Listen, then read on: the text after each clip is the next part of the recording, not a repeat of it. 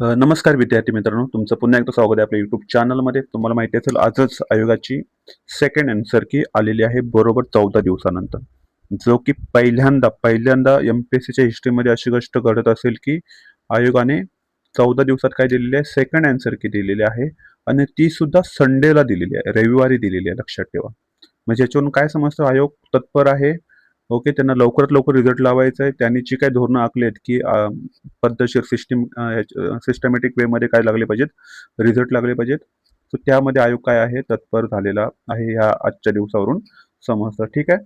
तर आपल्या आजच्या आन्सर कीमध्ये आपल्याला काय समजतंय, तर एक क्वेश्चन चेंज झालेला आहे आणि एक क्वेश्चन काय झालेला आहे, कॅन्सल झालेला आहे. ते कोणते क्वेश्चन काय झालेले आहेत कॅन्सल ते आपण बघूया. ओके, सो पहिला क्वेश्चन जो काय झालेला आहे तर चेंज झालेला आहे. आता का चेंज झाला ते पण आपण चर्चा करूया. मला माहिती आहे तुम्ही सर्वजण कशाची वाट बघत असेल की एक्झॅक्ट कट ऑफ काय असेल, त्याच्याबद्दल आपण लगेच थोड्याच वेळ त्याच्यावर बोलू आपण. तर हा क्वेश्चन आयोगाने पहिलं उत्तर काय दिलं होतं याचं, तर ए चूक दिलं होतं आणि आर काय दिलं होतं बरोबर. त्यावेळी मुलांचे सीटे स्कोअर वाढला होता. ओके, आणि इथे म्हणेन मी असं झालं असेल की 50% मुलांचे इथे, मी 50 तर म्हणण्यापेक्षा जास्तच म्हणेन, 60 मुलांचा हा इथे मार्क काय झाले असतील, कमी झाले असतील. कारण मुलांनी इथे बरोबर चुकेली, ते पकडलं असेल आयोगाला की इथे काळी मृदा पाहिजे होती, असं जॉग्राफीच्या पर्स्पेक्टिव्हने बोललात. तर ऍक्च्युअली किती पाहिजे होतं, पण इथे असं काही म्हटलेलं नाहीये. काळ्या मृदेमध्ये जसं पीक जास्त येतं, पण गाळाच्या मृदेमध्ये सुद्धा जमिनीत काय होते, त्याची वाढ होते. एवढं जनरिक स्टेटमेंट आहे ते. सो कापसाची गाळाच्या जमिनीत वाढ होते, हे स्टेटमेंट एकदम करेक्ट आहे. आणि त्याचं कारण काय आहे, तर गाळाची मृदा कशी असते, सुपीक असते. सो आयोगाला ते उत्तर बदलावं लागलं, उत्तर काय द्यावं लागले आता हे. सो हे स्टेटमेंट, दोन्ही स्टेटमेंट करेक्ट आहे. आणि काय आहे, तर सॉरी आर काय आहे, तर कारण आहे याचं. त्याचं उत्तर काय आहे, आयोगाने बदलून दिलेलं आहे एक. दुसरा क्वेश्चन जो रद्द झालेला आहे सायन्स मधला किरण, ज्याच्यामध्ये आयोगाने पहिल्यांदा उत्तर दिलं होतं हे, पण आयोगाने आता क्वेश्चन काय केलेलं आहे, रद्द.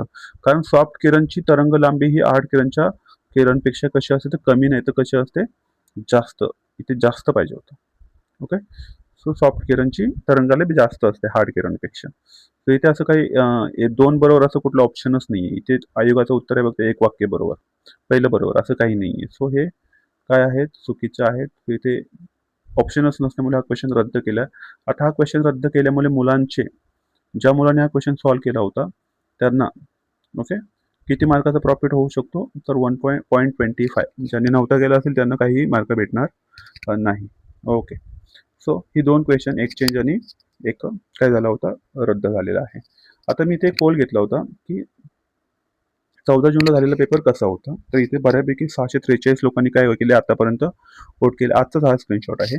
तर इथे मुलांचं म्हणणं आहे की 53% मुलांचं म्हणणं आहे की कठीण होतं आणि इथे खूप कठीण होता. मध्यम 29 लोक म्हणतायत. सो मला याच्यामध्ये जास्त लोक दिसत आहेत. किती पर्सेंट, एक 64%, सॉरी 66% लोक तुम्हाला इथे पाहायला भेटत आहेत की जे म्हणतात की कठीण आणि खूप कठीण याच्यामध्ये. सो पेपर कठीणच होता आणि कम्पेअर टू 2025च्या कम्पेअरमध्ये जर विचार केला तर 2026चा पेपर मला तरी असं वाटतं की हा काय होता, डिफिकल्ट पेपर होता 25च्या तुलनेमध्ये.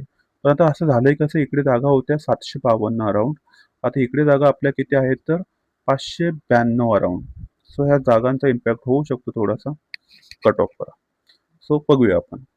आता इथे एक आपण पोल घेतला होता, एमपीएससी कंबाईन गट ब च्या उत्तर आले पण तुमचे मार्क काय झालेले आहेत, तर काही मुलं काय म्हणतात वाढलेले आहेत, कमी झालेले आहेत आणि आहे तेवढेच राहिलेले आहेत, हे कमी आहेत. म्हणजे काहींच्या मध्ये कमी वाढलेले आहेत, यांचं प्रमाण काय आहे, जास्त आहे. त्यामुळे कट ऑफवर पण याचा इम्पॅक्ट पडणार.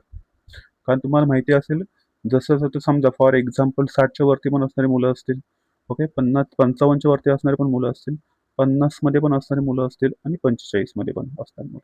पण हा जो मधला गॅप आहे ना, ह्याच्यामध्ये मुलं जास्त असतात. म्हणजे आम्ही कट ऑफ, असं आयोग जेव्हा मार्क वाढतात ना मुलांचे, तेव्हा बऱ्यापैकी सर्वांचेच वाढलेले असतात.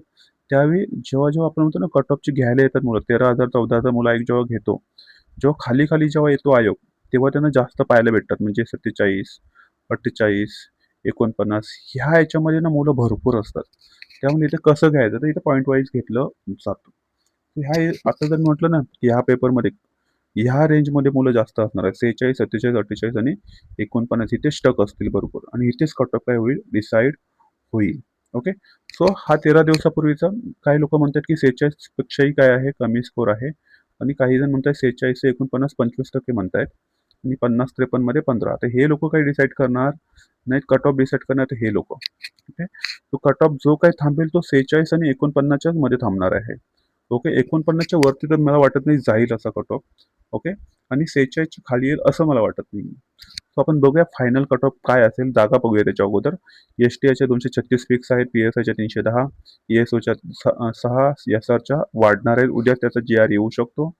ओके, एस-आरच्या जागा वाढणार आहेत, नक्कीच वाढणार आहेत. उद्या जी-आर त्याचा येईल. असे टोटल 592. ओके, ज्या की एक 150 जागा कमी आहेत गेल्या वर्षीच्या तुलनेमध्ये. पण ह्यावेळी पेपर पण कसा होता, डिफिकल्ट होता, सो कॉम्पन्सेट होऊन जाईल ते. ओके, सो हा माझा फायनल कट ऑफ आहे. मी पॉईंट वाईज घेतलेला, एवढा पण मोठा डिफरन्स ठेवलेला नाही. हा अंदाज कदाचित चुकू पण शकतो, पण ठीक आहे. एक आपल्याला अंदाज भेटून जाईल. आता मी तर मागच्या वेळी जो पहिला कट ऑफ मी प्रेडिक्ट केला होता ते मी 47 ते 49 म्हटलं होतं. 47 ते 49च्या दरम्यान राहील. पण मला असं वाटतंय की आता एक मार्क वाढल्यामुळे 0.25 तिथे वाढतोय आणि इकडे त्यांची बरोबर आली, त्यांचे 1.25 वाढतंय. त्याच्यामुळे हा एक कट ऑफ आहे तो एक 0.50 किंवा 1 मार्काने कट ऑफ काय राहू शकतो, पुढे सरकू शकतो. सो हा कट ऑफ मला तरी असं वाटतंय की 48.5 ते 49.5 च्या दरम्यान मुलांचा कट ऑफ राहील, जो ओपन, ओबीसी आणि एस-सी-बी-सी साठी कॉमन राहील. आणि ईडब्ल्यू साठी 41.5 राहील किंवा 42.5 च्या मध्ये राहील. एस-सी साठी 2 मार्काचा फरक असेल फक्त. 46.5 47.5 च्या दरम्यान राहील आणि एस-टी साठी अजून थोडा 2 मार्काचा डिफरन्स राहील. 44.5 ते 45.5. मुलींचा 2-2 मार्कांनी थोडासा कमी असतो, आपल्याकडे माहिती आहे सर्वांना. तर मुलींचा जर 48 लागला तर 46.5 आणि 49 लागला तर 47.5 हा मुलींचा कट ऑफ राहू शकतो. ह्या रेंज तरीही मी तुम्हाला सांगतोय 2 दिवसात आपल्याला आन्सर की येईलच. सॉरी, कट ऑफ लागेलच. बुधवारपर्यंत लागलाच पाहिजे. ओके, म्हणजे विचारलं मला की रिझल्ट कधी लागेल, तर बुधवारपर्यंत लागेल. ज्या मुलींचा मार्क एवढे आहेत मुलींनी, त्यांनी पण होप सोडू नका. किती? 45. आणि ज्या मुलांचे मार्क 47-48च्या मध्ये आहेत त्या मुलांनी सुद्धा काय करू नका, होप सोडू नका. फक्त मला एक ॲक्युरसी म्हणून मी ह्याच्यामध्ये पॉईंटमध्ये कट ऑफ देण्याचा काय करतोय, प्रयत्न करतोय. पण ज्या मुलांचे स्कोर मगाशी म्हटल्याप्रमाणे 70 आणि 48 मध्ये आहेत त्या मुलांना सुद्धा होप्स ठेवायला काही हरकत नाही. ओके, सो आय होप तुम्हाला समजलं असेल. विथ प्रूफ मी काय केलंय, कट ऑफ प्रेडिक्ट करण्याचा काय केलंय, प्रयत्न केलाय. हा कट ऑफ चुकूही शकतो, 200% चुकू शकतो. पण ह्या रेंजमध्ये कट ऑफ लागण्याची मला तरी काय वाटते, शक्यता वाटते. आतापर्यंत 3-4 वेळेला मी प्रोडिक्ट केलेला आहे, तो जवळपास नियरली काय आलेला आहे, करेक्ट आलेला आहे. सो हा सुद्धा एक माझा काय होता, प्रामाणिकपणे प्रयत्न होता की जेणेकरून तुम्हाला एक दिशा मिळावी काय करायचं आहे.